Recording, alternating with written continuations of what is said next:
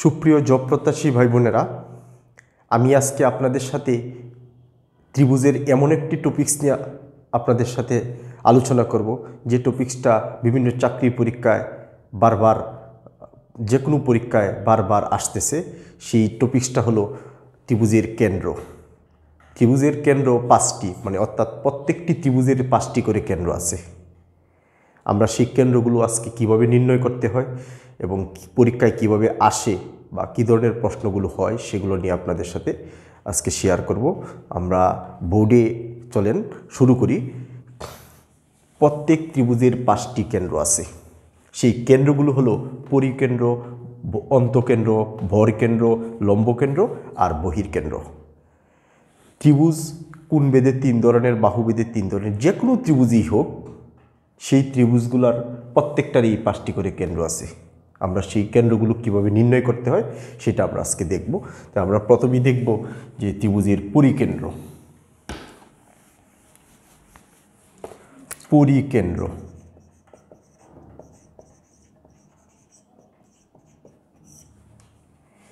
যে কোনো একটা ত্রিভুজ নিলাম, এই ত্রিভুজটার পরিকেন্দ্র অঙ্কন করব। ত্রিভুজটার নাম হলো এবিসি। এই ত্রিভুজটা সমকোণী, সমদ্বিবাহু, বিষমবাহু ত্রিভুজ হইতে পারে, সূক্ষ্মকোণী, স্থূলকোণী, যে কোনো আকারের ত্রিভুজ হইতে পারে। সেই ত্রিভুজটির পরিকেন্দ্র নির্ণয় করব। পরিকেন্দ্র হলো এই যে ত্রিভুজের 3টা বাহু আছে, এই 3টা বাহুর লম্ব সমদ্বিখণ্ডক, অর্থাৎ এই বাহুটাকে ঠিক লম্বভাবে সমদ্বিখণ্ডিত করছে একটি রেখা, এরকম, অর্থাৎ এটি লম্ব সমদ্বিখণ্ডক। এই বাহুটাকেও ঠিক লম্বভাবে ছেদ করছে, লম্বভাবে সমদ্বিখণ্ডিত করছে এরকম একটি রেখা। এই বাহুটাকেও ঠিক লম্বভাবে ছেদ করছে এমন একটি রেখা। যে বিন্দুতে ছেদ করছে, অর্থাৎ 3টি বাহুর 3টি লম্ব সমদ্বিখণ্ডক, এখানে লম্ব হইছে আবার সমদ্বিখণ্ডিত হইছে। বাহুগুলোর এখানে লম্ব হইছে, এখানে লম্ব হইছে, আবার কি করছে, ঠিক মাঝখান দিয়ে গেছে, ঠিক মাঝখান দিয়ে গেছে এবং লম্ব সমদ্বিখণ্ডিত। আমি এটা জাস্ট কম্পাস ছাড়া আঁকতেছি, তো যে কারণে হয়তো একটু এয়ারফেয়ার হয়েছে, কিন্তু আপনাকে বুঝতে হবে যে এটা একদম ঠিক মাঝখান দিয়ে গেছে এবং লম্বভাবে সেট করছে। আপনারা যখন এটা কম্পাস দিয়ে অঙ্কন করবেন তখন একুরেট হবে। আমারটা হয়তো বা একুরেট না, এটা আমি আগেই বলে নিই। এই যে 3টা বাহু কী করছে, পরস্পরকে 3টা বাহুকে লম্ব সমদ্বিখণ্ডক অঙ্কন করছি। এই লম্ব সমদ্বিখণ্ডক 3টা যে বিন্দুতে ছেদ করছে, সেই বিন্দুটাকে কেন্দ্র করিয়া যে কোনো শীর্ষের সমান দূরত্ব ব্যাসার্ধ নিয়া, যে কোনো শীর্ষের সমান, এই শীর্ষ হইতে পারে, এই শীর্ষ হইতে পারে, এই শীর্ষ হইতে পারে, এই শীর্ষগুলোর দূরত্ব সবগুলাই কি হবে, সমান হবে। ঠিক আছে? তাহলে একে যদি আমরা ও দ্বারা প্রকাশ করি, তাহলে ওকে কেন্দ্র করিয়া ও এর সমান ব্যাসার্ধ নিয়ে একটা যদি বৃত্ত অঙ্কন করি, তাহলে সেই বৃত্তটি ত্রিভুজের কি করে 3টি শীর্ষবিন্দু দিয়ে যায়। ত্রিভুজের 3টা শীর্ষবিন্দু দিয়ে যায়। তাহলে এই বৃত্তটাকে বলা হবে পরিবৃত্ত, আর এই কেন্দ্রটাকে বলা হয় পরিকেন্দ্র। ঠিক আছে? এই বৃত্তটাকে বলা হয় পরিবৃত্ত, আর এই যে কেন্দ্রটাকে বলা হবে পরিকেন্দ্র। ক্লিয়ার বিষয়টা? তাহলে আপনারা পরিকেন্দ্র কীভাবে চিনবেন, যে ত্রিভুজের যে 3টা বাহু আছে, 3টা বাহুর লম্ব সমদ্বিখণ্ডক 3টি যে বিন্দুতে ছেদ করে, সেই ছেদবিন্দুটাই হবে ত্রিভুজটির কি পরিকেন্দ্র। আর সেই কেন্দ্রকে কেন্দ্র করিয়া যে কোনো শীর্ষের সমান ব্যাসার্ধ নিয়ে একটা বৃত্ত অঙ্কন করলে বৃত্তটি ত্রিভুজের 3টা শীর্ষবিন্দু দিয়ে যায়। এই বৃত্তটাকে বলা হবে পরিবৃত্ত, আর তার কেন্দ্রকে বলা হবে পরিকেন্দ্র। তো আমরা তাহলে পরিকেন্দ্র বলতে আমরা বুঝব, পরিকেন্দ্র হলো পরিবৃত্তের কেন্দ্র। পরিবৃত্তের কেন্দ্র, পরিবৃত্তের কেন্দ্র। এখন পরিকেন্দ্রটা কিভাবে অঙ্কন করতে হয়, যে ত্রিভুজের 3টি বাহুর লম্ব সমদ্বিখণ্ডক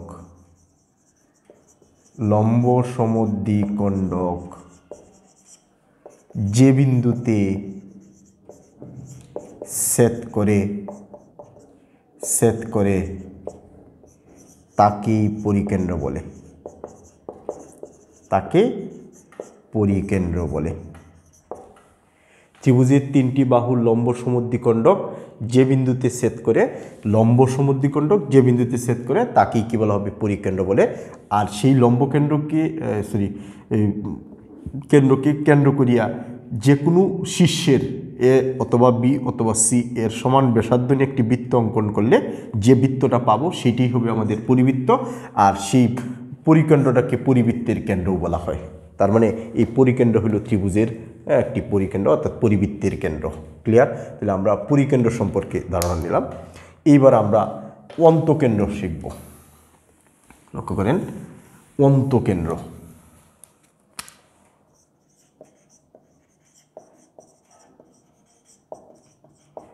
অন্তকেন্দ্র একটা ত্রিভুজ নিলাম আমরা, এই ত্রিভুজটার কি করব? আমরা অন্তকেন্দ্র নির্ণয় করব। ত্রিভুজটার নাম দিলাম এবিসি। এবিসি একটা ত্রিভুজ, এই ত্রিভুজটার কি করব? অন্তকেন্দ্র। ত্রিভুজের অন্তকেন্দ্র হলো ত্রিভুজের যে তিনটি কোণ আছে, পরিকেন্দ্রটা কিন্তু ত্রিভুজের বাহুর লম্ব সমদ্বিখণ্ডক, আর অন্তকেন্দ্র হলো ত্রিভুজের যে তিনটি কোণ আছে সেই তিনটি কোণের সমদ্বিখণ্ডক। তিনটি কোণের কি? সমদ্বিখণ্ডক। তিনটি কোণের সমদ্বিখণ্ডক। ক্লিয়ার বিষয়টা? তিনটি কোণের সমদ্বিখণ্ডক।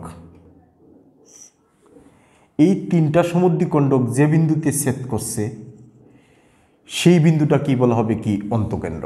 অর্থাৎ কোণের সমদ্বিখণ্ডককে ত্রিভুজের অন্তকেন্দ্র বলে, বাহুর লম্ব সমদ্বিখণ্ডককে পরিকেন্দ্র বলে। এখন এই কেন্দ্র থেকে যে কোনো বাহুর উপর অঙ্কিত লম্ব, যে কোনো বাহুর উপর অঙ্কিত লম্ব, এটা হলো অঙ্কিত লম্ব, এই লম্বটা সমান ব্যাসার্ধ নিয়ে একটা যদি বৃত্ত অঙ্কন করি, সেই বৃত্তটি ত্রিভুজের কি করে?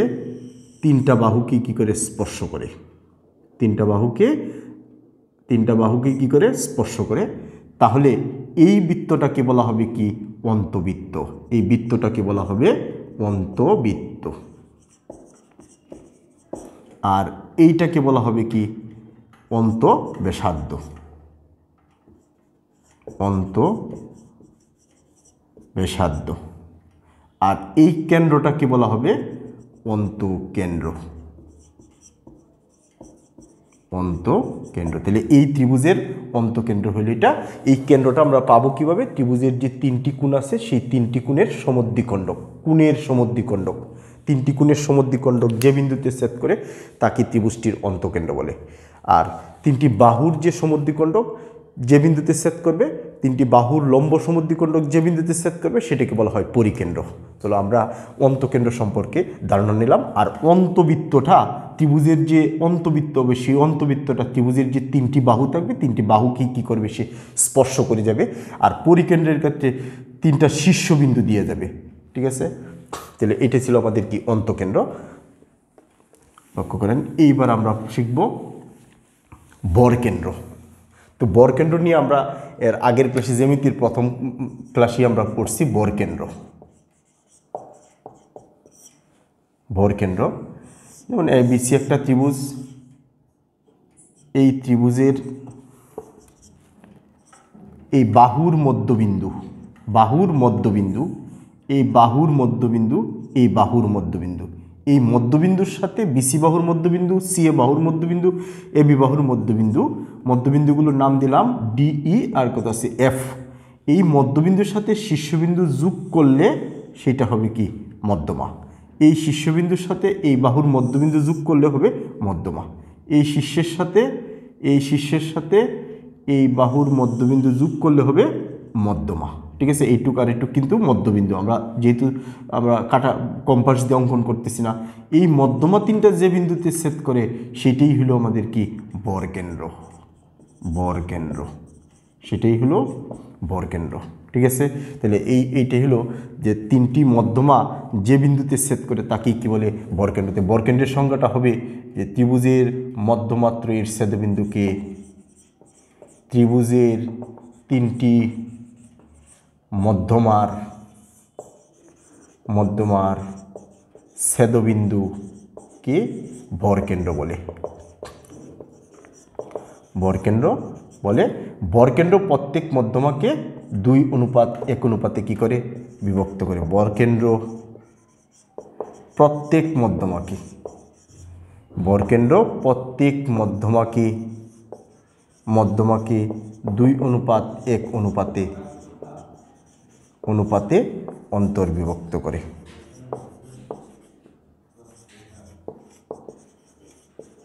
অন্তর্বিভক্ত করে। তাহলে এই পাশে 2 ভাগ, এই পাশে 1 ভাগ, অনুরূপভাবে এই পাশে 2 ভাগ, এই পাশে 1 ভাগ, এই পাশে 2 ভাগ, এই পাশে কি আসবে 1 ভাগ। আর এই বিন্দুটাকে বলা হবে কি বরকেন্দ্র। তাহলে ত্রিভুজের বরকেন্দ্র হলো ত্রিভুজের যে 3টা মধ্যমা থাকবে, 3টা মধ্যমাটা কীভাবে নির্ণয় করব, এই বাহুর মধ্যবিন্দু তার বিপরীত শীর্ষের সাথে কী করব যোগ করব, তাহলে একটা মধ্যমা।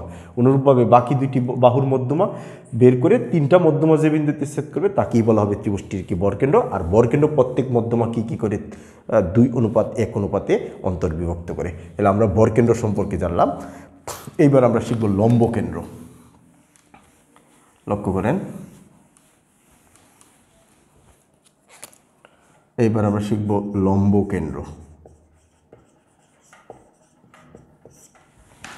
লম্বকেন্দ্র হলো ত্রিভুজের যে 3টা বাহু এ বি সি একটি ত্রিভুজ, এই ত্রিভুজের যে 3টা বাহু তার বিপরীত শীর্ষ থেকে বিপরীত বাহুর উপর অঙ্কিত লম্ব।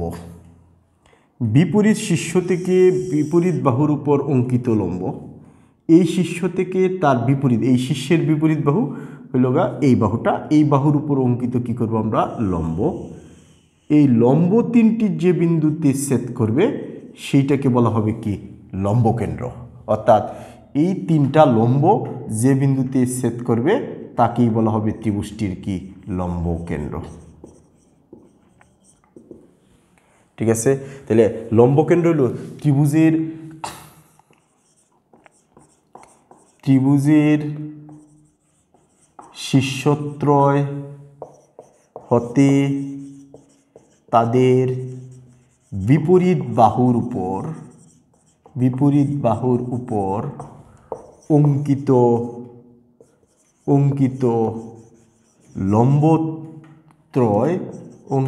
লম্বত্রয় যে বিন্দুতে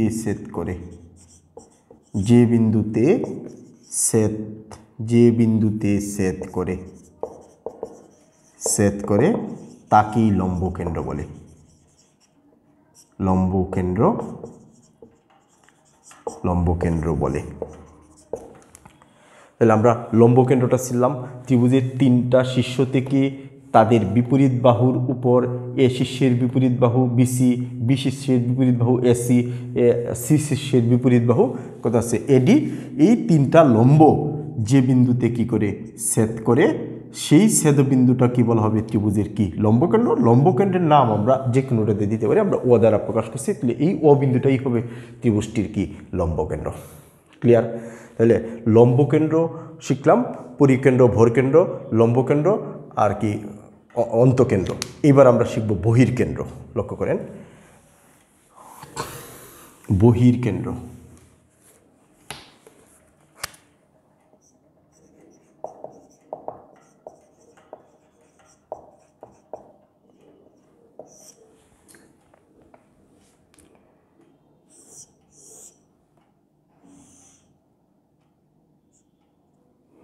এই হলো এবিসি ত্রিভুজ। এই ত্রিভুজটির বহির্কেন্দ্র অঙ্কন করব আমরা। বহির্কেন্দ্র হলো ত্রিভুজের বাহুগুলোকে বর্ধিত করব, যে কোনো 2টি বাহুকে বর্ধিত করব। আমি এ বিসি বাহু আর এবি বাহু বর্ধিত করছি, আপনি অন্য 2টা বাহু কি করতে পারেন বর্ধিত করতে পারেন। তাহলে এই 3টা বাহুর মধ্যে 2টি বাহুকে আমরা বর্ধিত করলাম। বর্ধিত করলে 2টি বহিস্থ কোণ উৎপন্ন হয়েছে। সেই বহিস্থ কোণ দুটির সমদ্বিখণ্ডক, সেই বহিস্থ কোণ দুটির কি সমদ্বিখণ্ডক, বহিস্থ কোণ দুটির সমদ্বিখণ্ডক, অর্থাৎ এই কোণের সমদ্বিখণ্ডক, এই কোণের কি সমদ্বিখণ্ডক অঙ্কন করলাম। যদি ওইটা সমদ্বিখণ্ডক হয় না আমার কম্পাস নাই তো কম্পাস ছাড়া অঙ্কন করছি, যে কোনো সমদ্বিখণ্ডক হয় না, আপনারা বুঝবেন যেটা কি সমদ্বিখণ্ডক।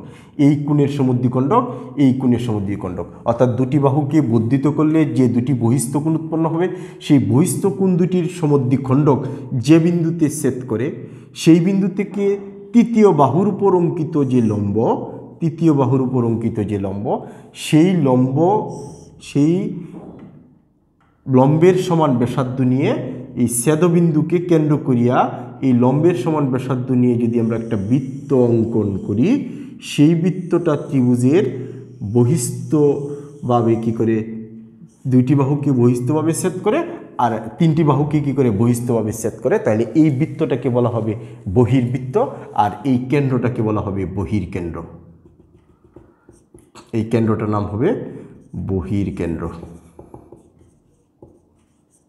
আর এইটাকে বলা হবে বহির্ব্যাসার্ধ।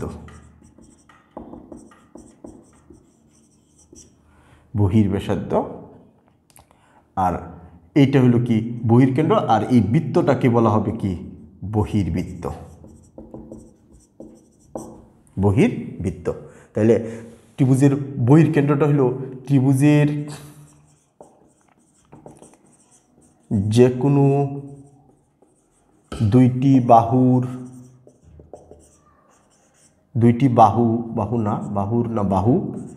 বর্ধিত করলে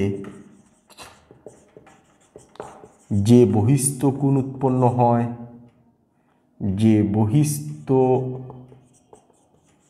কোণ উৎপন্ন হয়, যে বহিস্থ কোণ উৎপন্ন হয় তাদের সমদ্বিখণ্ডক যে বিন্দুতে কি করে ছেদ করে তাকেই ত্রিভুজের বহির্কেন্দ্র বলে, ত্রিভুজের বহির্কেন্দ্র বলে, তাদের ত্রিভুজের বহির্কেন্দ্র বলে। ক্লিয়ার বিষয়টা? আমার এই বৃত্তটা তো হাতে আঁকছি, এই কারণে একটু বৃত্তটা বৃত্তর মতো মনে হয় নাই, কিন্তু আসলে এটা তো কম্পাস দিয়ে অঙ্কন করলে কিন্তু সেটা বৃত্তই হবে। তাহলে এই কেন্দ্রটাকে বলা হবে বহির্কেন্দ্র, এইটাকে বলা হবে বহির্ব্যাসার্ধ, এটাকে বলা হবে বহির্বৃত্ত। একটি ত্রিভুজের তিনটি বহির্বৃত্ত অঙ্কন করা যায়। যেমন একটি ত্রিভুজের অন্তবৃত্ত একটাই হবে, একটি ত্রিভুজের পরিবৃত্ত একটাই হবে, কিন্তু একটি ত্রিভুজের বহির্বৃত্ত তিনটাই হবে। যেমন আমি এই দুইটা বাহুকে বর্ধিত করছি, একটা বৃত্ত হয়েছে, আপনি এই দুইটা বাহুকে বর্ধিত করবেন, এখানে একটা বৃত্ত হবে, আপনি এই দুইটা বাহুকে বর্ধিত করবেন, এখানে আরেকটা বৃত্ত হবে। অর্থাৎ একটি ত্রিভুজের তিনটি বহির্বৃত্ত হতে পারে। ত্রিভুজের তিনটি বহির্বৃত্ত হতে পারে, অর্থাৎ বহির্কেন্দ্রও থাকবে কতটি? তিনটি। যতগুলা বৃত্ত হবে বহির্কেন্দ্রও হবে ততগুলা। তাহলে একটি ত্রিভুজের তিনটি বহির্বৃত্ত হয়, তাহলে তিনটা বহির্বৃত্তের জন্য তিনটা কেন্দ্র হবে। তার মানে একটি ত্রিভুজের তিনটি বহির্বৃত্ত, তিনটা বহির্বৃত্তের জন্য তিনটি কেন্দ্র হবে। তাহলে এই ছিল আমাদের বহির্কেন্দ্রের সংজ্ঞা বা বহির্কেন্দ্র আমরা কিভাবে নির্ণয় করব। দুইটা বাহুর বর্ধিত করলে যে বহিস্থ দুটি কোণ উৎপন্ন হবে, সেই কোণ দুটির সমদ্বিখণ্ডক যে বিন্দুতে মিলিত হবে, সেই বিন্দুটাকে বলা হবে বহির্কেন্দ্র। আর সেই কেন্দ্র থেকে তৃতীয় বাহুর উপর অঙ্কিত লম্বের সমান ব্যাসার্ধ নিয়ে একটি বৃত্ত অঙ্কন করলে যে বৃত্তটা পাবো আমরা, সেই বৃত্তটাই হবে কি বহির্বৃত্ত। ঠিক আছে? তাহলে আমরা এই 5টা ত্রিভুজের কেন্দ্র নিয়ে কথা বললাম। এখন এই কেন্দ্রগুলো নিয়ে আর কিছু তথ্য আমার আছে, যে তথ্যগুলো আপনারা অবশ্যই মনোযোগ সহকারে ফলো করেন, লক্ষ্য করেন কি বলতে চাচ্ছি আমি। যেমন আমরা একটু অঙ্কন করি, যেমন যদি ত্রিভুজটি সমকোণী হয়, সূক্ষ্মকোণী হয়, তিনটা ত্রিভুজই সূক্ষ্মকোণী, ত্রিভুজের তিনটা কোণই সূক্ষ্মকোণ, যে কোনো এটাকে কী বলা হবে? সূক্ষ্মকোণী ত্রিভুজ। এই সূক্ষ্মকোণী ত্রিভুজের পরিকেন্দ্র ত্রিভুজের ভিতরে থাকবে। ত্রিভুজের পরিকেন্দ্রটা কোথায় থাকবে? পরিকেন্দ্র ত্রিভুজের অভ্যন্তরে, ত্রিভুজের অভ্যন্তরে। এটা হলো সূক্ষ্মকোণী ত্রিভুজ, সূক্ষ্মকোণী ত্রিভুজ। পরিকেন্দ্রটা ত্রিভুজের অভ্যন্তরে থাকবে, মনে করেন এটি পরিকেন্দ্র, এই কেন্দ্রটা ত্রিভুজের কোথায় থাকবে? অভ্যন্তরে থাকবে। যদি সেটা স্থূলকোণী হয়, ত্রিভুজটা মনে করেন স্থূলকোণী ত্রিভুজ,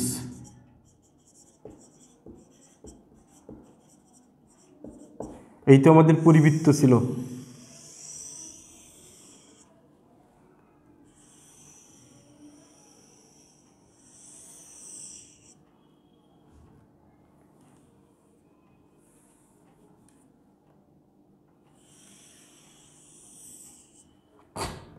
এটা স্থূলকোণী ত্রিভুজ, এর পরিকেন্দ্রটা পরিকেন্দ্র ত্রিভুজের বাইরে অবস্থিত।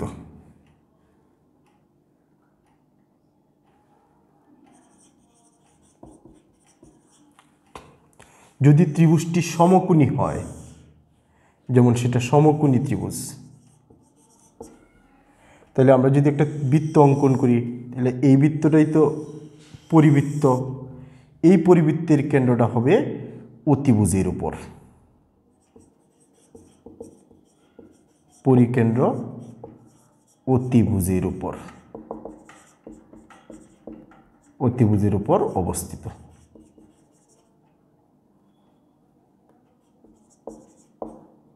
পরিকেন্দ্র অতিভুজের উপর অবস্থিত। তাহলে সূক্ষ্মকোণী ত্রিভুজের পরিকেন্দ্র ত্রিভুজের ভিতরে অবস্থান করে, স্থূলকোণী ত্রিভুজের পরিকেন্দ্র ত্রিভুজের বাইরে অবস্থান করে, সমকোণী ত্রিভুজের পরিকেন্দ্র ত্রিভুজের অতিভুজের উপর অবস্থান করে। এই তিনটা কিন্তু খুব ইম্পর্টেন্ট প্রিলি পরীক্ষার জন্য, যে একটি ত্রিভুজের পরিকেন্দ্র ত্রিভুজের কোথায় অবস্থান করে। যদি সেই ত্রিভুজটা সূক্ষ্মকোণী প্রশ্নে দেওয়া থাকে, তাহলে অবশ্যই পরিকেন্দ্রটা ত্রিভুজের ভিতরে হবে। যদি স্থূলকোণী বলে, তাহলে অবশ্যই পরিকেন্দ্রটা ত্রিভুজের বাইরে হবে। আর যদি সমকোণী হয়, তাহলে পরিকেন্দ্রটা কোথায় থাকবে? ভিতরে, অতিভুজের উপর অবস্থান করবে। তাহলে আমরা এই হলো পরিকেন্দ্র নিয়ে আমাদের একটা মানে বিস্তারিত কথা বললাম। এখন লক্ষ্য করেন, যদি বহির্কেন্দ্রের কথা বলে, একটি ত্রিভুজের বহির্কেন্দ্র তিনটি হইতে পারে, এবং বহির্কেন্দ্র যে কোনো ত্রিভুজের বহির্কেন্দ্র ত্রিভুজের সবসময় কী হবে? বাইরে হবে। যে কোনো ত্রিভুজের বহির্কেন্দ্র ত্রিভুজের বাইরে অবস্থান করে।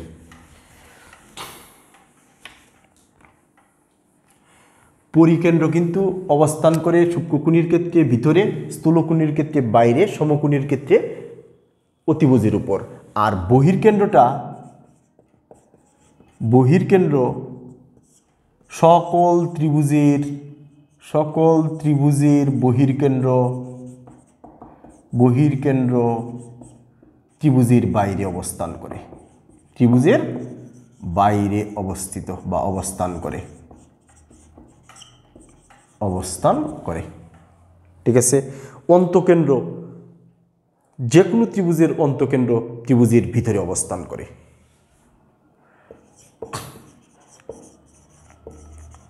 অন্তকেন্দ্র যে কোনো ত্রিভুজের অন্তকেন্দ্র ত্রিভুজের ভিতরে অবস্থান করে। খুবই গুরুত্বপূর্ণ যে ত্রিভুজের অন্তকেন্দ্র ত্রিভুজের ভিতরে না বাইরে অবস্থান করে। সবসময় ত্রিভুজের অন্তকেন্দ্র ভিতরে অবস্থান করবে, আর ত্রিভুজের বহির্কেন্দ্র মানে যে কোনো ত্রিভুজের বা সকল ত্রিভুজের বহির্কেন্দ্র ত্রিভুজের কোথায় অবস্থান করবে? বাইরে অবস্থান করবে। আর পরিকেন্দ্র সূক্ষ্মকোণী হইলে ভিতরে, স্থূলকোণী হইলে বাইরে, আর সমকোণী হইলে তার অতিভুজের উপর অবস্থান করে। পরিকেন্দ্রটা কিন্তু তিন জায়গায় অবস্থান করে, আর অন্তকেন্দ্রটা সবসময় ভিতরে, বহির্কেন্দ্রটা সবসময় কী হবে? বাইরে। নামেই বহির্কেন্দ্র বাইরে থাকবে, নামেই অন্তকেন্দ্র তার মানে কি ভিতরে থাকবে। আর পরিকেন্দ্রটা এক এক সময় এক এক জায়গায় থাকতে পারে, সেটা কোণের উপর, ত্রিভুজের উপর নির্ভর করে। লক্ষ্য করেন, সমবাহু ত্রিভুজের, খুবই গুরুত্বপূর্ণ, সমবাহু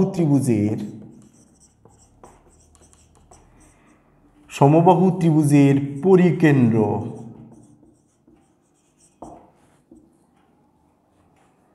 অন্তকেন্দ্র ভরকেন্দ্র এবং লম্বকেন্দ্র একই বিন্দুতে অবস্থান করে।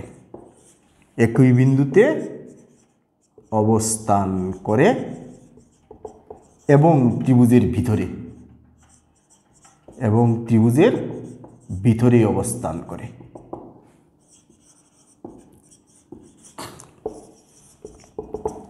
খুবই গুরুত্বপূর্ণ, সমবাহু ত্রিভুজের পরিকেন্দ্র, অন্তকেন্দ্র, ভরকেন্দ্র, লম্বকেন্দ্র এই 4টা কেন্দ্র একটি বিন্দুতেই অবস্থান করে এবং ত্রিভুজের কোথায় থাকবে? ভিতরেই অবস্থান করবে। খুবই ক্রিটিক্যাল। সমবাহু ত্রিভুজের যে 5টা কেন্দ্র আছে, বহির্কেন্দ্রটা তো ত্রিভুজের বাইরেই অবস্থান করবে, আমরা বুঝলাম, কারণ বহির্কেন্দ্র সব ত্রিভুজের বহির্কেন্দ্রের বাইরে অবস্থান করে। এছাড়া সমবাহু ত্রিভুজের যে আরও 5টা কেন্দ্র, আরও যে 4টা কেন্দ্র আছে, সেই 4টা কেন্দ্র সবগুলোই কিন্তু একটা বিন্দুতেই থাকবে। অর্থাৎ সমবাহু ত্রিভুজের পরিকেন্দ্র, ভরকেন্দ্র, লম্বকেন্দ্র আর কি অন্তকেন্দ্র সবগুলোই একই বিন্দুতে থাকবে।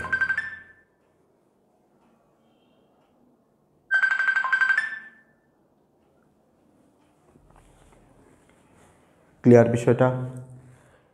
সমবাহু ত্রিভুজের পরিকেন্দ্র, অন্তকেন্দ্র, ভরকেন্দ্র আর লম্বকেন্দ্র সবগুলো একই বিন্দুতে অবস্থান করে এবং ত্রিভুজের কোথায় থাকে?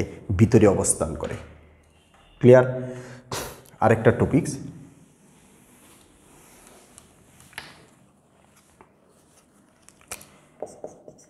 যে কোনো ত্রিভুজের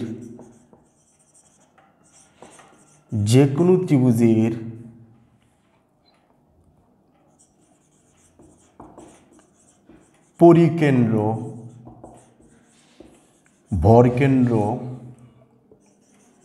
ও লম্বকেন্দ্র,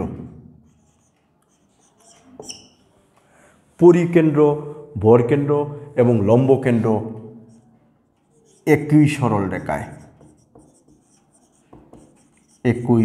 রেখায় অবস্থিত। ক্লিয়ার? খুবই গুরুত্বপূর্ণ, যে কোনো ত্রিভুজের পরিকেন্দ্র, ভরকেন্দ্র এবং লম্বকেন্দ্র একই সরলরেখায় অবস্থিত। তাইলে সমকোণী ত্রিভুজের ক্ষেত্রে এই 3টা কিন্তু আবার এক বিন্দুতে এসে পড়ে। এক বিন্দু হইলেও তো এই বিন্দু দিয়ে যে রেখাটা অঙ্কন করব সেই রেখার উপরেই তো বিন্দুগুলো আছে। অর্থাৎ যে কোনো ত্রিভুজের পরিকেন্দ্র, ভরকেন্দ্র আর লম্বকেন্দ্র একই সরলরেখায় অবস্থিত। খুবই গুরুত্বপূর্ণ এই উপপাদ্যটি। এটি একটি উপপাদ্যের মতো, এটি একটি উপপাদ্য বা এটি একটি অনুসিদ্ধান্ত। এই অনুসিদ্ধান্তটা বিভিন্ন ধরনের চাকরি পরীক্ষার রিটেন যে পরীক্ষাগুলো হয় সেখানে কিন্তু এটার প্রমাণ আসে, যে প্রমাণ করো ত্রিভুজের পরিকেন্দ্র, ভরকেন্দ্র এবং লম্বকেন্দ্র সমরেখ বা একই সরলরেখায় অবস্থিত। ক্লিয়ার বিষয়টা? তাহলে আমরা এই ত্রিভুজের পরিকেন্দ্র, ভরকেন্দ্র, লম্বকেন্দ্র, অন্তকেন্দ্র এবং বহির্কেন্দ্র নিয়ে আজকের যে ক্লাসটা করলাম সেই ক্লাসটা খুবই গুরুত্বপূর্ণ যে কোনো চাকরি পরীক্ষার জন্য, প্রিলিতে এবং প্রিলির জন্য। আমরা আজকের যে পড়াটা প্রিলির জন্য, পরবর্তীতে আমরা এই প্রমাণসহ বা পরিকেন্দ্র, অন্তকেন্দ্র, ভরকেন্দ্র সম্পর্কিত যদি যে কয়েকটা উপপাদ্য আছে সেগুলো আপনাদের রিটেনের ক্লাসে আমি আপনাদের সাথে শেয়ার করব। তো আজকের এই পর্যন্তই থাকলো। সকলকেই ধন্যবাদ।